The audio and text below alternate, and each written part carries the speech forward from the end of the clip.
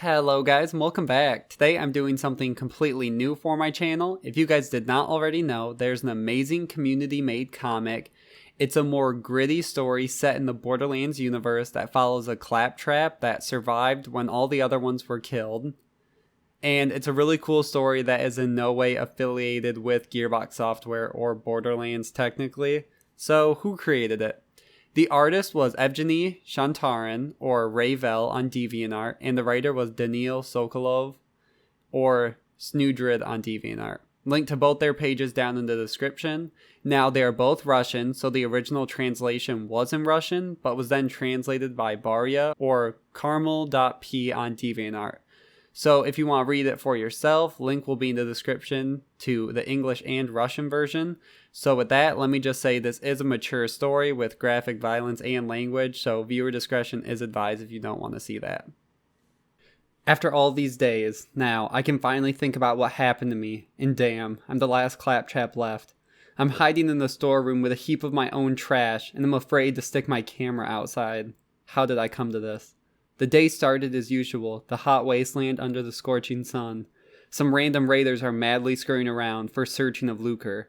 The thought is what I had in my processor. However, they were really in a hurry. I didn't pay attention to it, but I was wrong.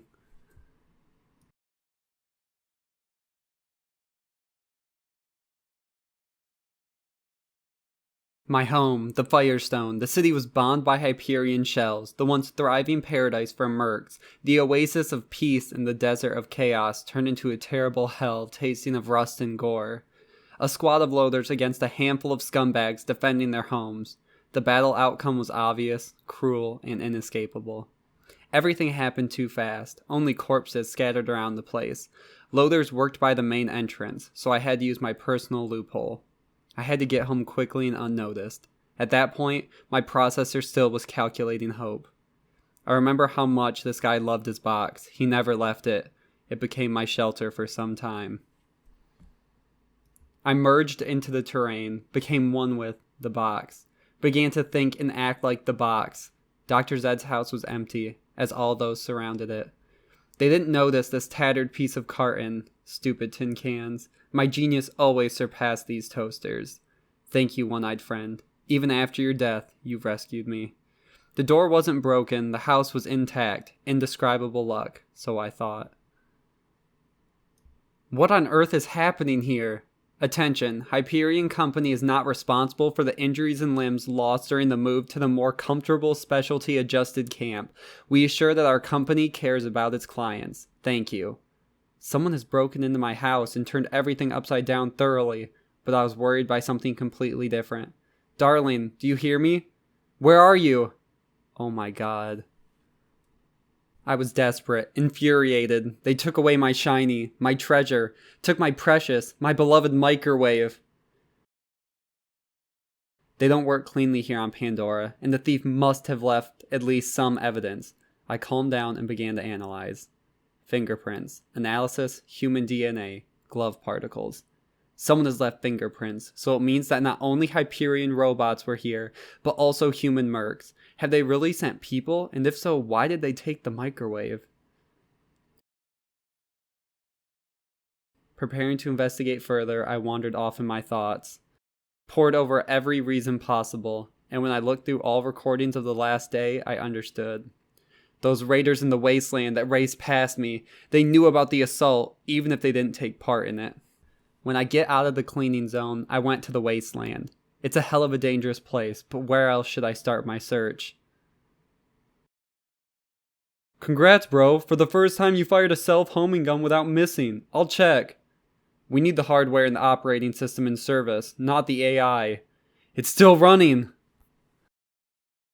Off it, quick. The guys didn't tell us that it'd be this tough. We should charge them more money. Pack this scrap. Fatty, shock it again to be sure. The shot of their electric harpoon has burned some of my circuits. The mercy module has failed. Unknowingly, these men have signed their own death warrant. It nearly burned. It's a CL4P-TP. Better not risk burning it. Why do those guys even need this junk? Whatever, let's naff off. Reloading complete. Self-defense system activated. I've taken their weapons. Took the dead weight, so to say. and gave in to my darkest side. You've killed all them bastards! But I needed the information, and he was the talkative one of the gang. Get over here! Fucking shit!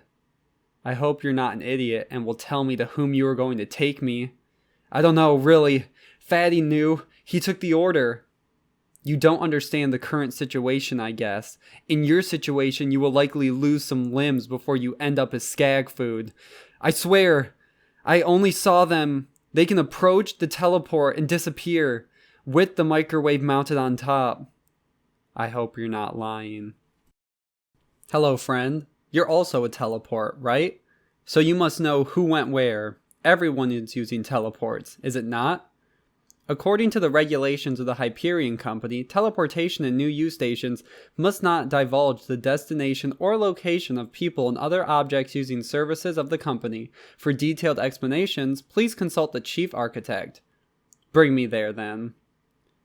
Help me, new architect. You're my only hope. Tell me where the criminals who stole my one and only went, or I'll blow this station up. After not much persuasion and 3 blown up teleports later, the architect told me all I wanted to know. The gang was in the city not far from here. I headed for a local bar. Why there? Because that's where you usually start a bar brawl. What do you want, sugar? Mechanical slurm, please. Everything was quiet, and sipping the freshly obtained drink, I started observing the other visitors. 3 of them were sitting nearby and immediately attracted my attention. The gas receptor has found traces of burning around them. It meant that they were either involved in a fight or had fun with a new Torg gun, or that they've come from a small city bombed out by Hyperion. Scan mode, hand priority, scanning status 100%, match 99.8. Alright, these guys, as Claptrap points to the 3 bandits and points his harpoon at them. One of them was too quick, so my processor has not had time to calculate the probability of attack. Huh? Claptrap then shoots his harpoon at the bar, but he wasn't quick enough, as the bandit already came and struck him, breaking him through the bar. Moxie then approaches Claptrap. So what exactly do you think you're doing here, Tin Can? But before he can answer, the bandits approach Moxie. Give us the robot. Handsome Jack has promised to pay well for this model. Then Moxie pulls out a triple barrel shotgun.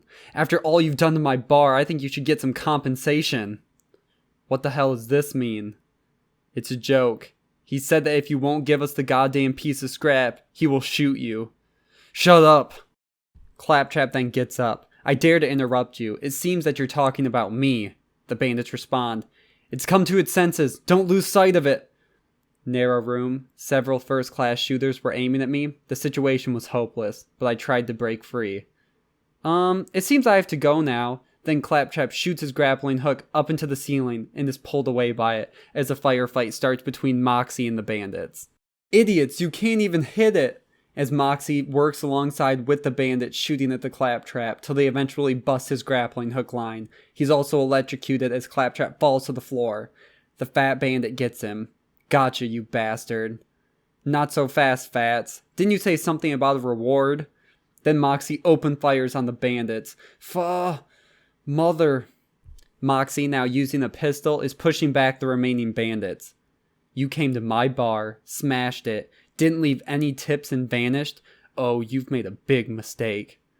Then the bandit says, Crazy barmaid, she did all the work. Only now I'll get all the money. I should hurry. Jack doesn't like delays.